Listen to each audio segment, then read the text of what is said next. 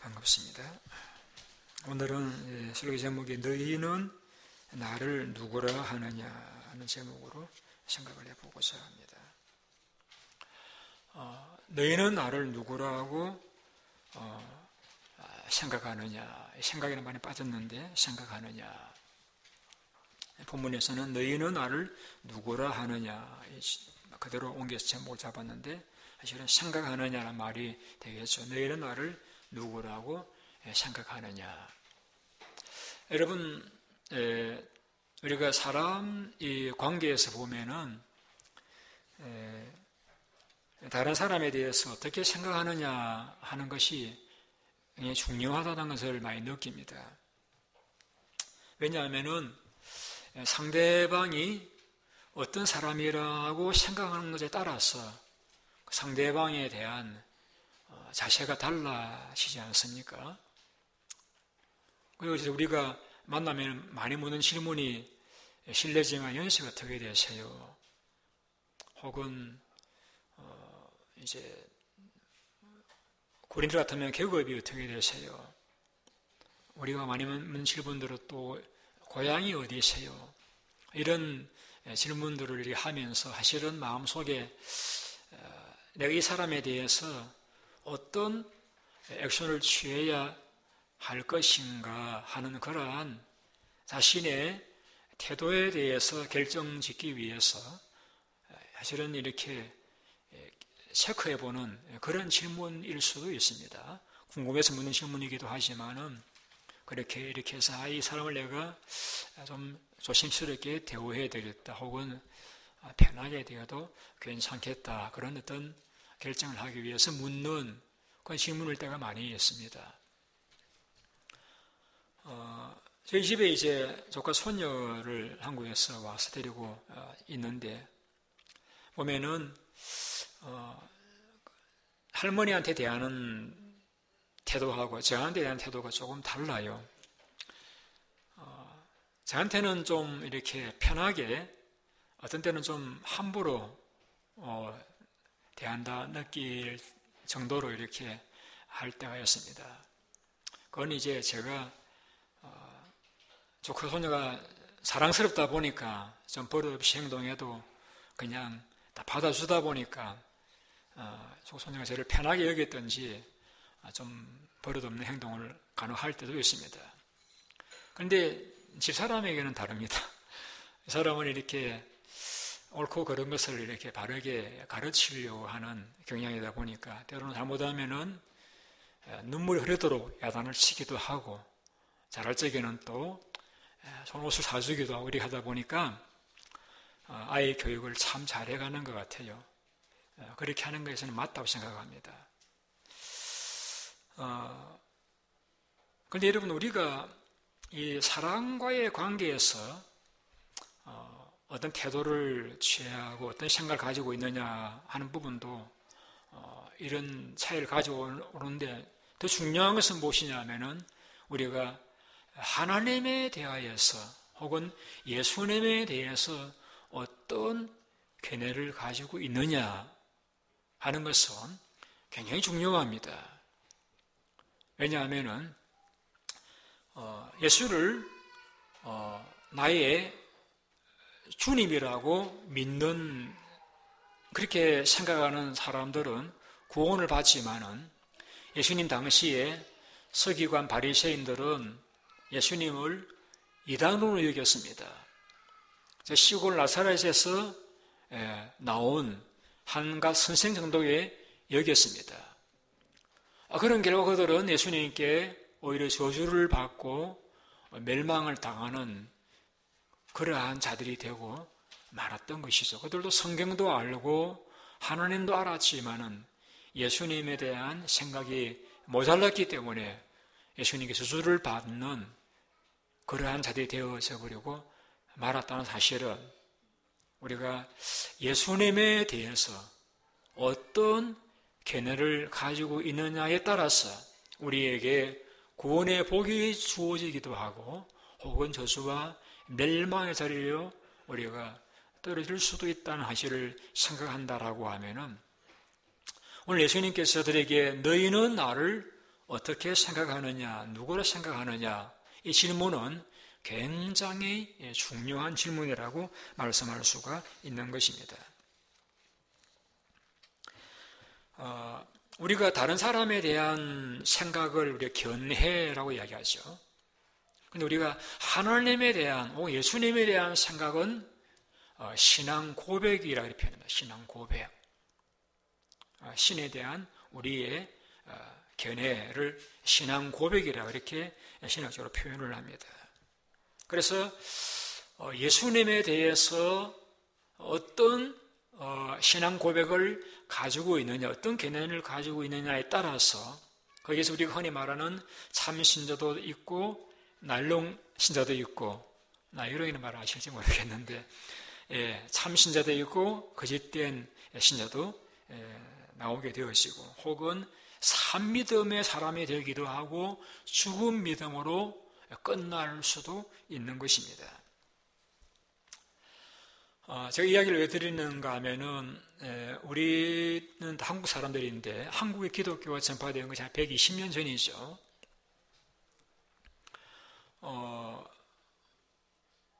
그런데 이제 세계에서 유래가 없을 정도로 짧은 기간에 큰 부흥을 이루었습니다. 그래서 10명 어른 가운데 4명은 천주교이든지 기독교이든 예수를 믿는 그런 정도로 많은 사람들이 예수를 믿는 나라가 되었습니다.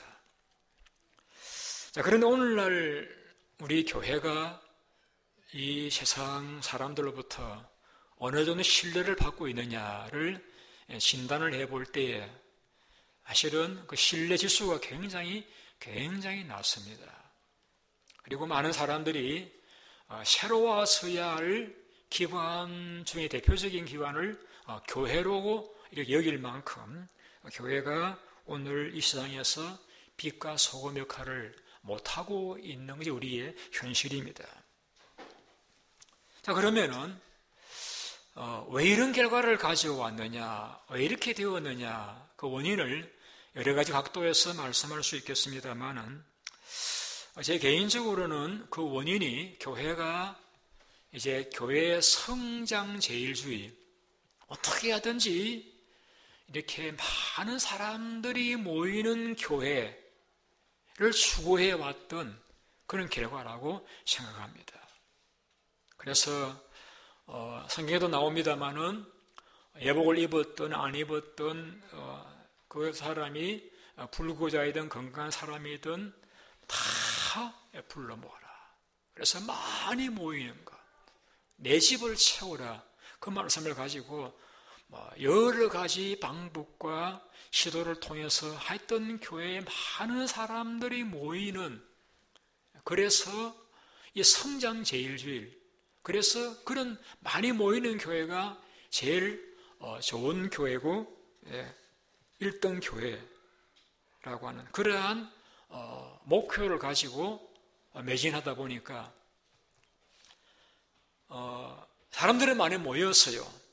그런데 이 다수 교회 성장 제일주의를 지향하는 이렇게 일에 노력하면서 뭘 이렇게 놓쳐버렸는가 하면은 개인 믿는 성도 한 사람 한 사람이 과연 이 바른 신앙을 가지고 있는지 점검을 하고, 그리고 그 개인 신앙이 바르게 자라갈 수 있도록 지도해주는 그러한 일에는 소홀해왔던 건 사실입니다.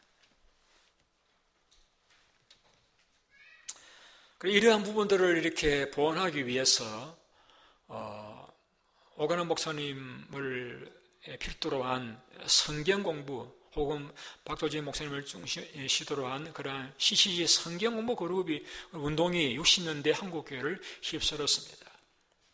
그리고 또 그 후에 소위 신비주의 혹은 은사 운동이라고 하는 오순절 운동이 한국교회에 많은 이제 영향을 끼쳤던 건 사실입니다. 요즘에 오면은 이제 내적 치유라든지 혹은 찬양의 경배를 통해서 교회를 새롭게 해보려고 애를 쓰는 가운데 있습니다만은, 저는 결과를 두고 본다라고 하면은 아직도 우리 교회가 세상 사람들에게 신뢰를 받지 못하고 있고, 아직도 우리 그리스도인들이 세상 사람들로부터 인정을 받지 못하고 있는 것은 사실입니다. 그런 측면에서 저는 그동안 우리 교회가 소홀히 해왔던 교회의 성장 제일주의로 계속 나가기보다는 이제는 우리가 한 개인의 신앙이 과연 바른 신앙인가, 예수를 믿는다라고 하는데 그 신앙이 과연 바른 신앙인가 하는 이 부분을 우리가 깊이 있게 점검을 해보고 잘못된 신앙을 고치고 바른 신앙, 다시 말하면 우리가 소홀히 했던 거룩성 회복이라고 하는 이러한 부분에 이제 우리는 관심을 가져야 할 시점이라고 저는 생각합니다. 오늘 주님께서 가이사랴 빌립보를 지나가시면서 저들의 길에 이렇게 물었습니다. 사람들이 나를 누구라고 말하더냐? 저도 간혹 그런 질문을 할 때가 있습니다. 사람들이 저를 어떻게 생각하십니까? 이렇게 물을 때가 있습니다. 저 나름대로는 이렇게 목회 일선에서 동분서주와 청구도를 하면서 열심히 달려오고 있는데, 교인들은 그것을 어떻게 평가하고 있는지 궁금할 때가 간혹 있어요. 그러나 주님께서 물으신 질문은 그러한 다른 더 중요한 이유가 있습니다. 주님께서 제 답변을 들으신 다음에 제자들에게 물었습니다. 너희들은 나를 누구라고 생각하느냐? 주님 물었습니다. 너희들은 나를 누구라고 생각하느냐?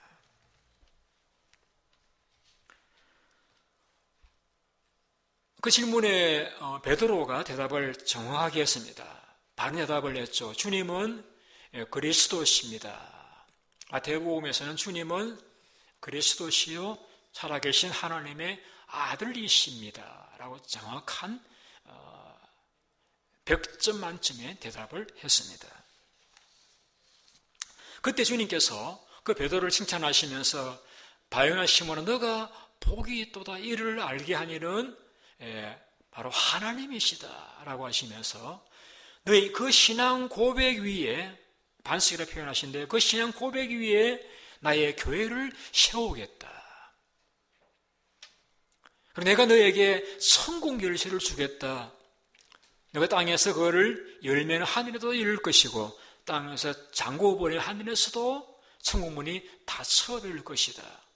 여러분, 베드로의 그 신앙 고백이 얼마나 중요하였길래 그 신앙 고백이 교회가 세워지기도 하고 무너질 수도 있는 그런 정도이고, 그 신앙 고백이 얼마나 중요하기에, 그 바른 신앙을 고백하는 사람이 얼마나 중요하기에 그 사람이 천국 열쇠를 가지고 있어가지고 천국문을 땅에서 잠궜다 열었다 할 수 있을 정도라고 하면은, 여러분 그 신앙 고백, 예수님에 대한 나의 견해가 어떠하냐라고 하는 것이 얼마나 중요한 것인가를 우리가 좀 알 수가 있죠, 그죠? 주님은 여러분 농담이라 헛된 말씀을 물론 진리를 가르치실 적에 좀 유머러하게 가르치신 적은 있습니다만 주님은 어떤 농담을 하시거나 그러한 헛된 말 하신 분은 아니시지 않습니까?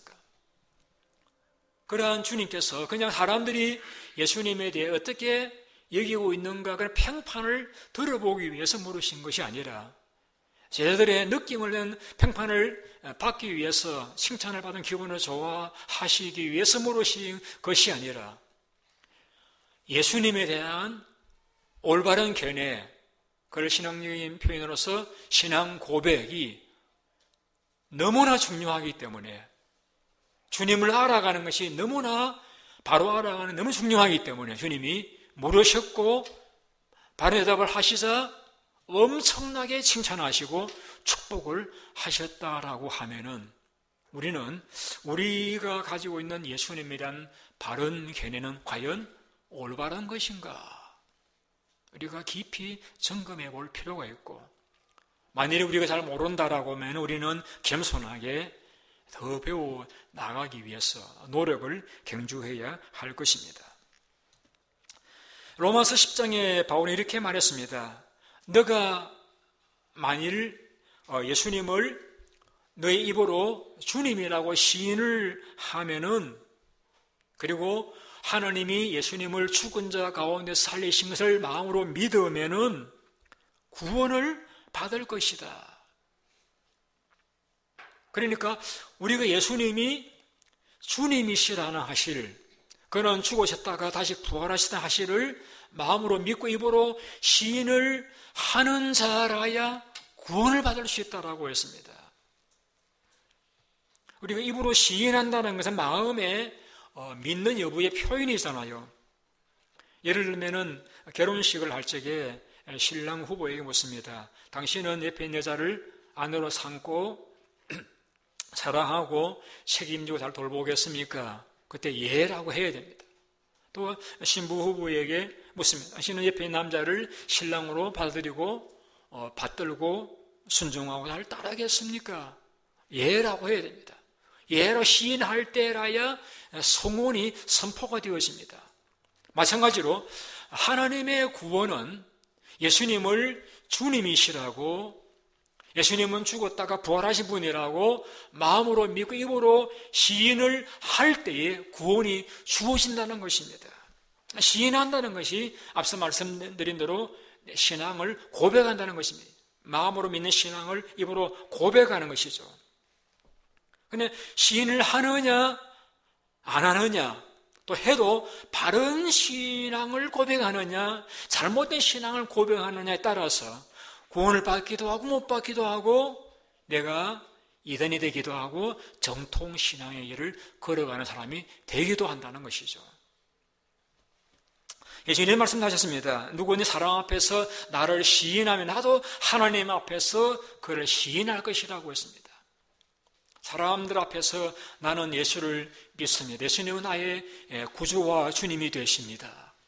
그분 나를 위해 죽으셨고 나를 위해서 부활하셨습니다 라고 시인을 하면은 주님께서도 하늘 보좌 앞에서 우리를 당신의 자녀로, 아들로, 친구로 시인을 하시겠다는 것입니다.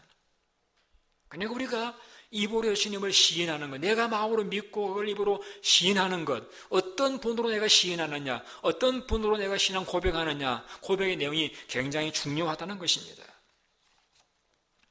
내가 믿는 시인 여부에 따라서 혹은 내가 고백하는 그 내용에 따라서 내 영원한 남은 길이 영생이냐 영벌이냐 이렇게 결정짓는 중요한 것이라고 하면은 내가 예수님을 어떻게 생각하느냐, 어떻게 내가 입으로 술록을 고백하느냐에 대해서 깊은 관심을 가지고 우리는 중요하게 여겨야 하겠다는 것이죠. 수월기에 보시면은 이제 모세가 애굽으로 가서 바로의 왕에게 내 백성을 보내라고 합니다.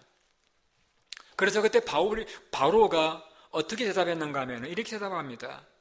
여호와가 누구시간데 내가 그 말을 듣고 이스라엘을 보내겠느냐. 나는 여호와를 알지 못하니 이스라엘을 보내지 아니하리라라고 했습니다. 그렇죠.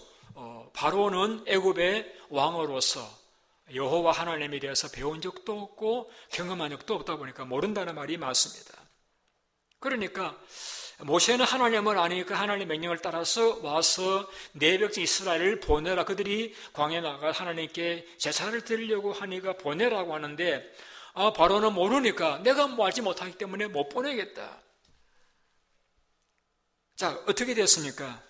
하나님이 출애굽 6장에서 말씀하시기를 너희는 내 백성을 삼고 나는 너희의 하나님이 되리니 나는 애굽 사람의 무거운 짐 밑에서 너희를 빼낸 너희의 하나님 여호와인 줄 너희가 알지라.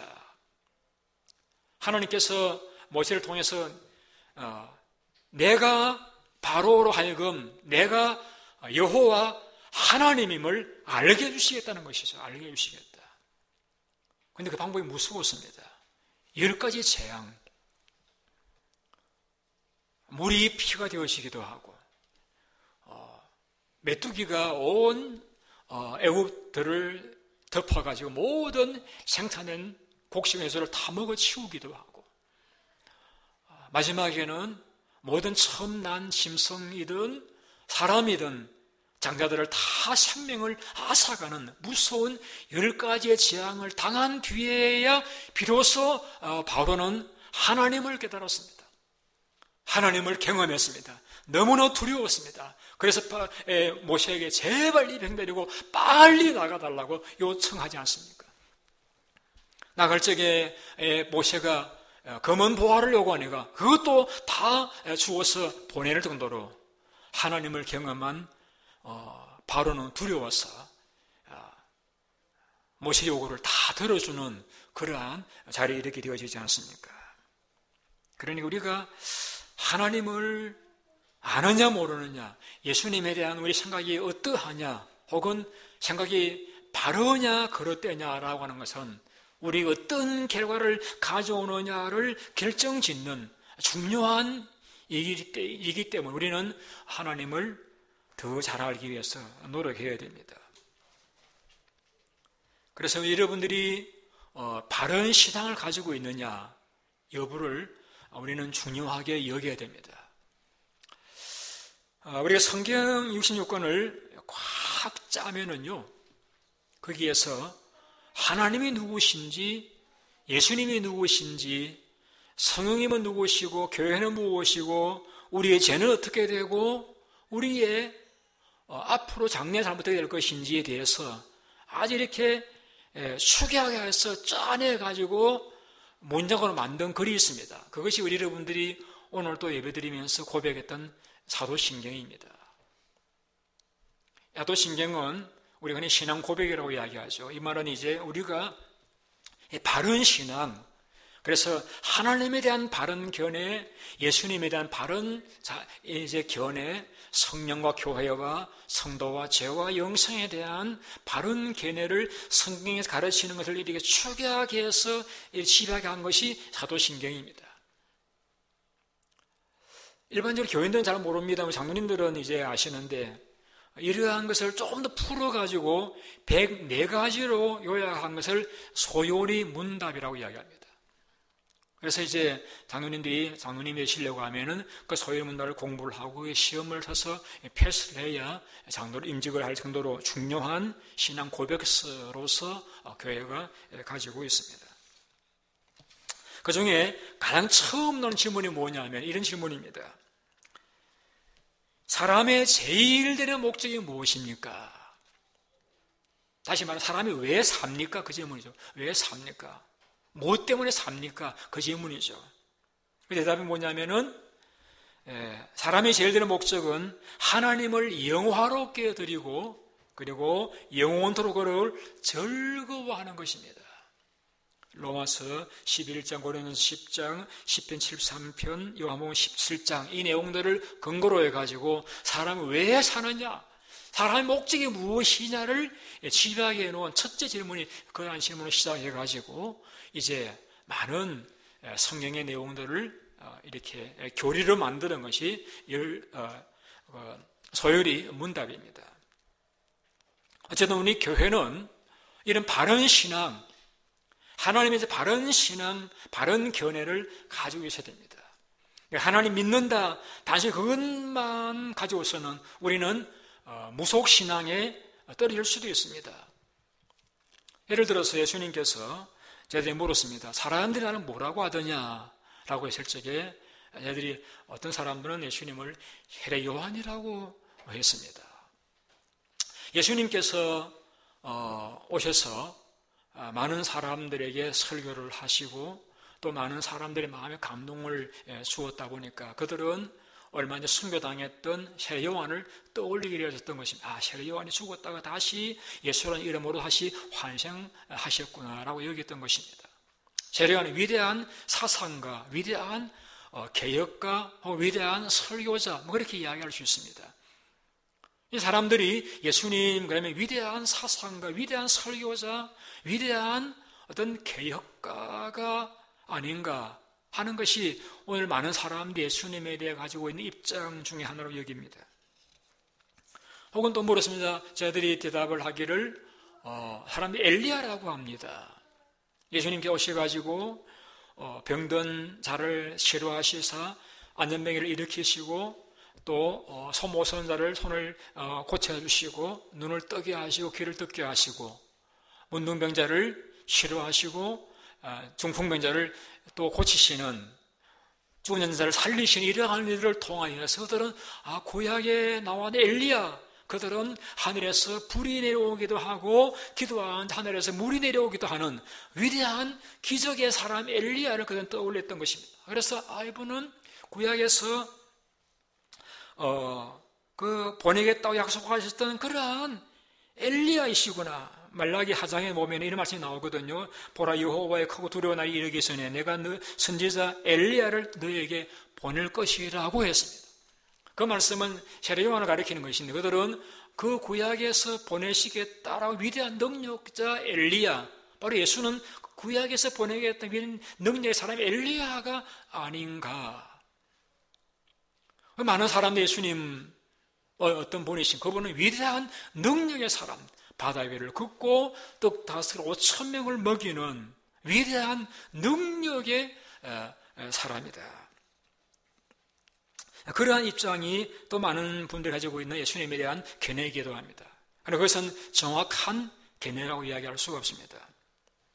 또 사람은 주님을 선지자 중에 하나라고 했습니다. 그 역시 신명기 18장에 나오는 내 하나님 여호와께서 너희 가운데 내 형제 중에서 너를 위해 너와 같은 선지자 하나를 일으키시라고 약속하셨던 그 예언대로 오신 선지자. 그 대답은 어느 정도는 맞습니다. 그것도 역시 100% 완전한 대답이라고 할 수는 없습니다. 주님께서 앞서 말씀드렸던 대로 제자에게 물었습니다. 너희들은 나를 어떻게 생각하느냐? 너희들이 나에 대해서 가진 견해는 무엇이냐? 물으신 것이죠. 베드로가 벽점에 대답을 했습니다. 저는 그리스도이십니다. 저는 그리스도이십니다. 여자들은 주님과 함께 2년 가까이 함께 살아오면서 함께 밥을 먹고 기적을 체험하고 바다에서 풍랑 가운데서 하나님의 놀라운 능력을 경험한 그들에게 물었던 거죠. 너희들은 나와 함께 지내면서 나의 설교를 듣고 하나님을 보았던 자들인데 너희들이 가진 나에 대한 견해는 무엇이냐 물었습니다. 그때 베드로는 주님은 그리스도이십니다. 이 그리스도라는 말은 기름 부음을 받은 자라는 뜻입니다. 말 그대로 표현하는 기름을 받은 자. 그리고 구약 시대에는 선지자를 임직할 적에 머리 기름을 부음으로써 선지자를 임직을 하기도 했고요. 혹은 또 왕을 임직할 적에 혹은 제사장을 임직할 적에 머리에 기름을 붓는 습관이 있었습니다. 그래서 예수님은 그리스도이십니다 라고 말할 적에는 예수님은 우리의 왕이 되십니다. 우리를 다스리시고 우리의 생사건이 그분의 손에 달려있는 우리 인생의 운명이 그분의 손에 좌우지되어지는 우리의 삶을 이끌어 가시는 분도 그분이시고 영원히 우리를 다스리실 위대한 왕이 되시는 분입니다 하는 그런 의미가 예수님은 그리스도이십니다 하는 그 의미가 가지고 있는 의미인 것입니다. 주님은 그리스도이십니다.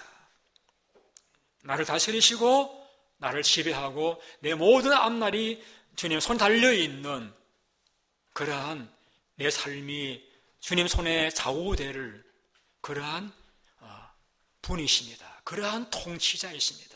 그런 대답이 주님은 그리스도입니다라는 대답입니다. 로마 10장에서 아까 읽어드렸던 말씀입니다마는 만일 너희 입으로 예수를 주로 시인하고 그를 죽은 자 가운데 살리신 것을 믿으면은 구원을 받으리라고 했습니다. 주님은 베드로의 대답에 너가 옳다 바른 대답을 했다고 칭찬하시면서 앞서 말씀드렸던 대로 그 고백 위에 내 교회를 세우겠다. 그리고 고백하는 그러한 너는 바로 성열쇠를 가진 자와 같다라고 엄청난 칭찬을 주셨습니다.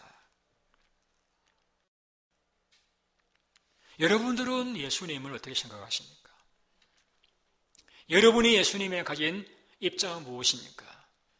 위대한 사상가, 설교자, 개혁가, 능력자, 아니면은 오늘 베드로 고백했던 것과 같이 당신은 내 생사를 좌우하는, 내 인생을 온전히 지배하고 다스리시는 나의 왕입니다 하는 그런 개념입니까?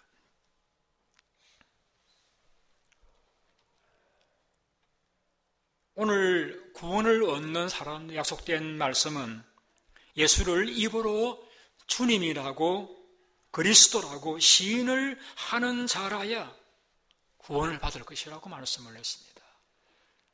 오늘 교회를 나오는 사람은 대부분이 예수님을 나의 그리스도라고 왕이라고 인정하는 사람들이 교회를 나옵니다.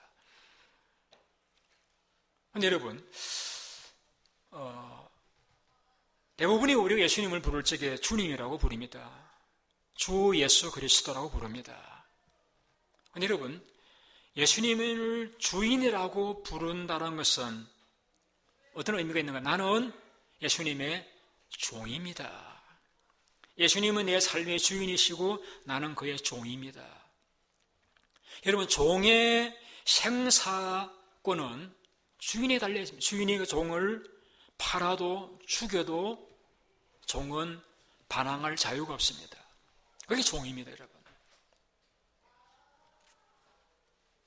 그래서 예수를 그리스도로 믿는 그리스도인들은 예수님의 종으로 살아가는 사람들이다라는 뜻입니다.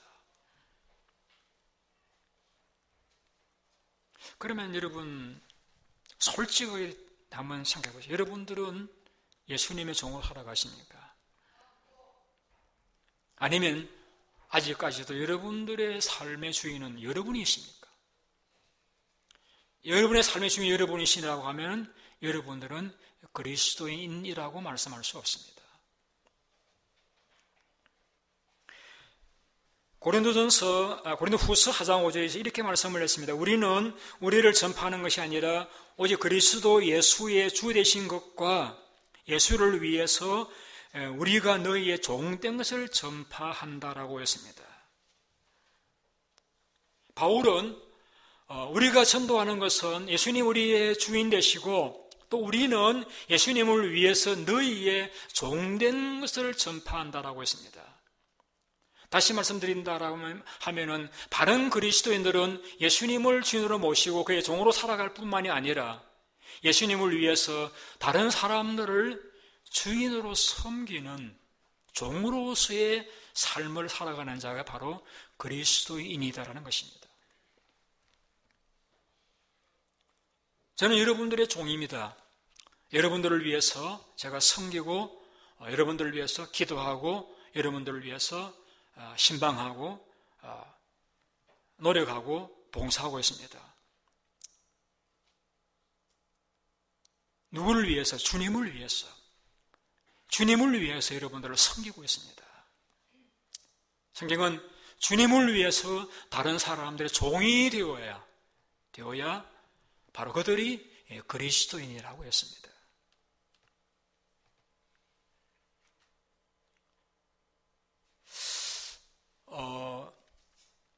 또 바른 신앙이라는 게 뭐냐면은 베드로 고백했던 것과 같이 예수는 그리스도이십니다라고 할 때 그리스도라는 그 두 번째, 세 번째 의미가 제사장이라고 말씀을 드렸습니다. 제사장.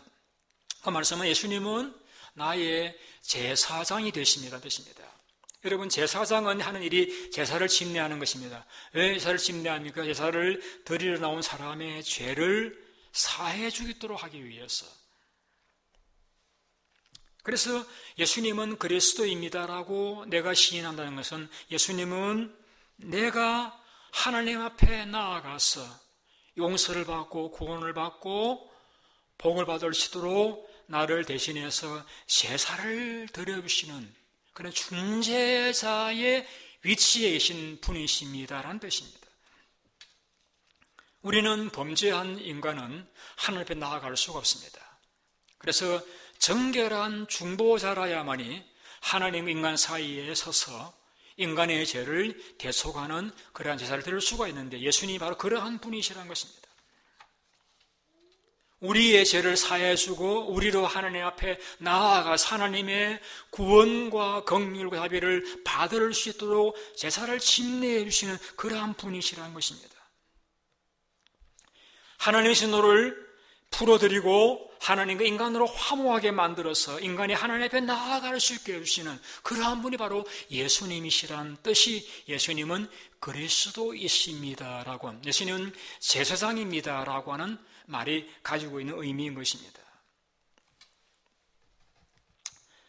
그런데 많은 예수님 당시에 사람들은 제자들을 비롯해 가지고 예수님에 대해서 메시아라고 인정은 했지만 그들이 생각하는 메시아의 개념은 정치적인 메시아, 로마를 정복하고 그들에게 자유를 주고 그들을 행복하게 살게 할 정치적인 지도자로서의 메시아를 그들은 예상했습니다. 그러나 예수님이 우리의 왕이 되시고 우리의 제사장이 되시기 위해서 취한 방법은 그러한 폭력을 써서 로마를 정복하고 압제함으로써 이루는 그런 나라가 아니라 자신이 제사를 드리는 제물이 되셔서 십자가 위에서 피를 흘려 죽으심으로써 우리의 죄를 대속하는 제사를 드리시는 그러한 제사장으로서의 우리의 구세주가 되시는 길을 걸어가셨습니다. 그래서 주님은 31절에 이렇게 말씀하십니다. 같이 읽어보실까요? 같이 읽습니다. 시작. 인자가 많은 고난을 받고 장로들과 제사장들과 서기관들에게 버림받아 죽임을 당하고 사흘만에 살아나야 할 것을 비로소 그에게 가르치시되. 제사장 주님께 기대했던 부분은 로마를 정복하고 그들에게 자유를 주고 육신적으로 풍성하게 살게 할 그런 정치적인 지도자로서의 메시아를 기대했는데 주님이 가르쳐주신 바른 신앙은 무엇이냐고 하면은 우리의 죄를 대속하시기 위해서 대속의 죽음을 죽으시고 다시 부활하심으로 우리의 메시아 구세주가 되신다는 것이었습니다. 구약시대에는 죄를 짓는 사람은 하나님 앞에 나올 적에 제물을 가지고 나옵니다. 그 제물이 양이든 소든 죽여서 피를 흘려 불에 태움으로써 그 사람의 죄가 용서되어짐으로 그 사람 하나님 앞에 나아가 하나님의 긍휼과 자비를 구하게 되었습니다. 예수님께서는 그러한 구약의 짐승과 같이 자신이 그 제물이 되어서 십자가에 죽으심으로써 인간이 하나님 앞에 나아갈 수 있는 길을 열어놓으셨다는 것입니다. 우리가 받아야 될 하나님의 저주와 심판과 진노를 다 받으시고 죽으심으로써 이제 우리는 그러한 심판과 저주를 받지 않고 하나님 앞으로 나아가서 하나님의 긍휼과 자비를 힘입을 수 있는 길을 열어놓으신 길이 예수님이 걸어가셨던 십자가의 길이었습니다.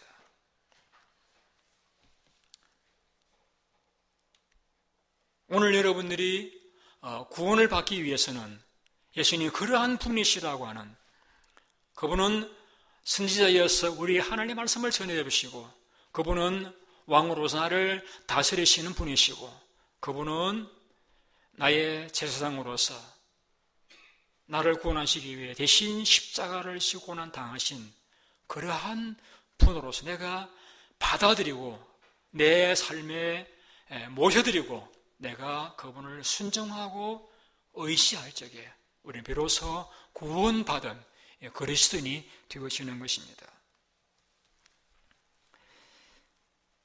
얼마 시즌이 나서 TV에서 많은 사람들이 생명을 잃었습니다.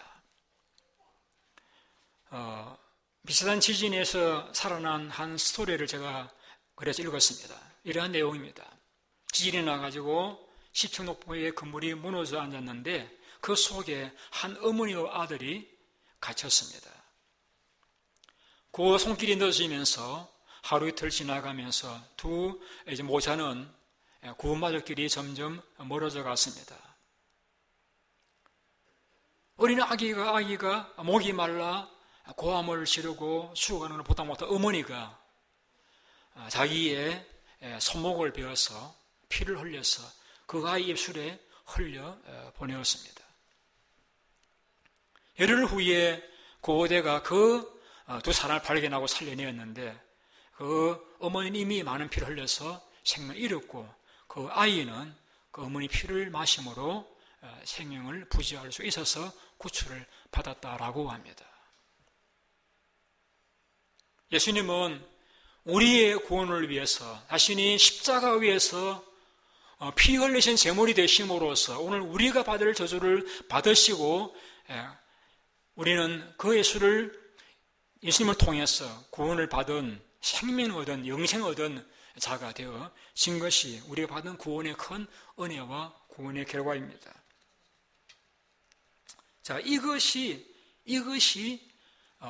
인정하고 고백하는 것이 바른 신앙입니다. 그래서 베드로가 주님은 그리스도이십니다. 우리 왕이 되시고 우리의 제사장이 되십니다. 당신이 몸을 희생하셔서 우리를 구원하는 것을 그러한 제사장이 되십니다라고 인정하는 이 바른 신앙, 그 바른 신앙 고백을 하자 주님께서 이렇게 칭찬하십니다. 바요나시면 내가 보고도 이것을 내가 알게 된 것은 하나님에 의해서 알게 된 것이다. 하나님이 알게 하신 것이라고 했습니다. 물론 베드로가 누가 5장에서 많은 고기를 잡은 적이 있었죠. 그는 밤새 잡았지만 한 고기를 잡지 못했습니다만 주님의 말씀을 순종하여 그물을 던졌을 적에 많은 고기를 잡았을 적 그때 베드로는 뭘 깨달았는가? 이분은 하나님이시다. 바닷속까지도 들여다보니 하나님이시다. 그렇다라고 하면은 내 더러운 속도 들여다보시지 않겠는가? 그때 베드로는 주님 앞에 무릎을 꿇고 나는 죄인입니다. 나를 떠나십시오라고 했습니다. 그때 베드로는 주님이 하나님이심을 알았습니다. 또 그는 마태복음 11장에서 말씀하셨던 것과 같이 주님을 통해서 맹인이 보게 되어지고 못 걷는 사람이 걷게 되어지고 나병 환자가 깨끗함을 받고 못 듣는 자가 귀를 열고 듣게 되어지고 죽은 자 살아나는 이러한 일들을 통해서 바다를 명령하시고 바람을 잔잔하신 주님 놀라운 신적 능력을 경험하면서 그 베드로의 마음속에는 이분이 바로 하나님이시다. 이분은 천하를 다스리시는 하나님이시다를 깨달았기 때문에 그는 주님 앞에 그런 고백을 드렸다라고는 하지만은 여러분 오병 이후로서 떡을 먹은 사람이 베드로밖에 없었지 않았지 않습니까? 바다 위를 걸어가실 적에 바라본 사람이 베드로밖에 없었던 것은 아니지 않습니까? 그런데 베드로만이 예수님은 그리스도라고 고백했던 것을 두고서 예수님은 바로 하나님 아버지께서 알게 하셨다라고 했습니다. 여러분, 저는 이런 경험을 많이 합니다. 설교를 했습니다만은 어떤 분들은 설교를 통해서 오늘 하나님의 음성을 들었습니다 라고 간증하는 분들이 계신가 하면은 어떤 분들은 오늘 목사 설교가 잘못되었습니다 비평하는 분들도 만납니다. 동일한 설교를 들었는데 왜 어떤 분들은 그 설교 내용 가운데서 하나님의 음성을 듣고 왜 동일한 설교를 또 어떤 분들은 비평을 하고 은혜를 받지 못할까요? 저는 그 대답을 예수님 답변에서 드리고 싶습니다. 이것은 하나님이 하신 일이라는 것입니다.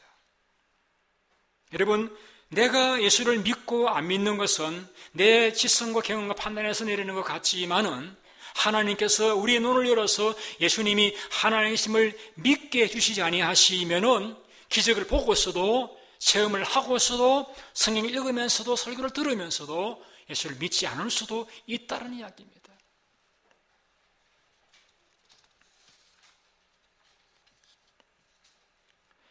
우리가 물론 이성을 업신여기지 않습니다. 그러나 여러분 이성으로서 하나님을 알 수는 없습니다. 하나님은 하나님께서 우리의 눈을 열어서 예수님이 하나님이심을 깨닫게 해주실 때라야만이 성경 하나님의 말씀임을 믿게 해주셔야만이 우리는 비로소 그리스도인이 될 수가 있는 것입니다. 그럼 어떻게 해야 될까요? 우리는 겸손한 주님 앞에 이렇게 기도드려야 됩니다. 주님, 제 눈을 여셔서 예수님이 하나님이심을 깨달을 수 있도록 도와달라고 우리는 기도해야 됩니다. 예수님 누구신지 깨닫게 해달라고 말씀을 통해서든 경험을 통해서든 예수님이 안 계시면 나는 도무지 살아갈 수 없는 죄인일 수밖에 없는 그러한 죽을 자임을 알고서 주님 외에는 구원받을 길이 없음을 나로 알게 해달라고 우리 주님 앞에 진지하게 기도해야 할 것입니다. 여러분, 의인들은 주님을 필요로 하지 않습니다. 죄인들만이 예수님을 필요로 하십니다. 그런데 여러분, 누가 자신을 죄인이라고 여깁니까? 이사야와 같이 하나님 앞에 나아가서 하나님께서 눈을 열어주실 때야만이 내가 죄인인 것을 비로소 알게 되었습니다. 그래서 이사야가 있었습니다. 아오라 화라 내가 죄인 중에 있으면서 하나님을 배웠도다. 하늘 은혜가 임하면은 내가 죽을 죄인인 것을 깨닫게 되었습니다. 그런 얼마나 내가 죽을 무서운 죄인인 것을 깨달아 알 수 있는 건 역시도 하나님이 하실 일이기 때문에 우리는 하나님 앞에 겸손하게 주여 그 세리와 같이 내가 죄인인 것을 나로 알게 해달라고 우리는 그래 주님을 붙들어 주는 자가 되게 해달라고 믿음의 은혜를 구해야 할 것입니다.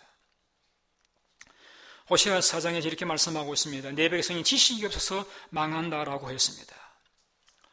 여러분, 오늘날 성경도 우리가 듣고 오랫동안 교회를 나와서 하나님의 경험을 했습니다만은 여전히 우리는 미숙한 상태에 머물러 있지 않습니까? 그래서 우리는 예수님을 아직도 잘 모르고 예수님을 그냥 기적을 행하시는 분, 병을 고치시는 분, 우리에게 복을 주시는 분 정도로만 알고 있지 정말 그분이 내 천국과 지옥의 방향을 결정짓는 분이라는 사실을 알지 못하고 내 남은 인생에 생사복을 결정짓는 분임을 내가 알지 못한 채 내가 내 인생의 확고와 복을 결정짓는 자임으로 생각하면서 예수를 믿으면서도 교회를 나오면서도 내가 주인 되어 있다라고 하면 아직 우리는 주님을 정확하게 아는 자라고 이야기할 수가 없을 것입니다. 야고보는 이렇게 우리가 말씀했습니다. 행함이 없는 믿음은 죽은 믿음이라고 했습니다. 하나님 아브라함을 부르셨습니다. 내 고향 친척집을 떠나라고 했습니다. 그때 아브라함은 하나님의 명령을 따라서 그 약속을 믿고 그는 고향 친척 아비 집을 떠났습니다. 가나안 땅에 왔습니다. 그러나 하나님 그에게 자식을 주시지 않았습니다. 약 25년이 지난 다음에 그에게 자식을 주셨습니다. 그 나이 100세 때. 그 아이가 자라서 이제 탐스러운 청소년이 되었을 적에 하나님 다시 한번 그에게 명령하십니다. 너의 그 아들을 죽여서 불에 태워서 나에게 바치라고 했습니다. 그때 여러분 놀라운 것은 아브라함이 자기 아들을 죽입니다. 실제 죽이기까지 하나님이 놓아주시지는 않았습니다만 그가 죽이기 위해서 그를 묶고 나무단에 올리고 칼을 들어서 치려고 할 적에 하나님께서 두 번에 부르시면서 아브라함아 아브라함아 내 아들 이삭에 손을 대지 말아라. 그래서 이제서 너가 나를 사랑하는 내가 알았다라고 말씀하시면서 하신 말씀이 너가 나의 말을 준행하였기 때문에 내가 내 큰 복을 주고 너의 자손을 하늘의 별과 같이 바다의 모래와 같이 되게 해주고 너에게 대적의 문을 얻게 해주겠다고 약속을 하셨습니다. 여러분 아브라함이 고향을 떠나라는 말도 순종하기 쉬운 말은 아니지만 그는 떠났습니다. 왜? 하나님과 약속하셨기 때문이죠. 내가 너를 복의 통로로 삼겠다 약속을 하셨기 때문에 믿고 떠났습니다. 그의 야식을 주시겠다는 그 기간 동안 그는 시행착오를 겪었습니다. 그는 기다렸습니다. 기었고 다시 얻었습니다. 그러면서 아브라함 마음속에는 이제 하나님은 약속에 신실하신 분이시다. 하나님은 전능하신 분이시다. 그 믿음이 있었기 때문에 그에게 아들을 죽여서 불에 태워 바치라고 할 때라도 그는 하나님 전능하시다라고 하면 죽여서라도 다시 살리실 수 있지 않겠느냐. 하나님 약속하셨다. 내 후손이 바다의 모래와 같이 하늘의 별까지만큼 약속하셨다라고 하면 또 다른 아들을 통해서 해주시지 않겠는가. 그 믿음이 그는 순종하였고 그가 준행하였기 때문에 큰 복을 그는 약속을 받았고 누리는 자가 될 수가 있었습니다. 설교를 마치고자 합니다. 여러분 오늘 주님 우리 물었습니다. 너희는 나를 누구라고 생각하느냐? 오늘 여러분에게서 예수님은 누구십니까? 이웃집 마음 좋은 아저씨에 혹 불과하지 않습니까? 아니면 진정 주님이 여러분의 남은 생애를 축복과 저주를 결정짓는, 생과 사를 결정짓는 그런 분이라고 여러분 진정히 인정하십니까? 여러분의 제 문제를 해결해 보시고 여러분을 위해서 진정으로 기도하시는 제사장으로 여러분 믿으십니까? 그러한 분들만이 성경은 구원을 약속하고 있습니다. 여러분, 그것이 끝이 아니에요. 옛날에 그런 노래가 있었죠. 맛을 보면 맛을 안다. 그런 순전 노래가 있었는데, 여러분, 주님은 경험해 보아야 됩니다. 어떻게 경험해 볼 수 있습니까? 내가 주의 명령을 준행할 적에 기적을 경험하기도 하고 주님의 구원을 경험하기도, 은혜를 경험하기도 하며 점점 더 주님을 알아가게 되어지는 것입니다. 이 여름에 주님 여러분의 질문하십니다. 너희는 나를 누구라고 생각하느냐? 우리 기도하겠습니다.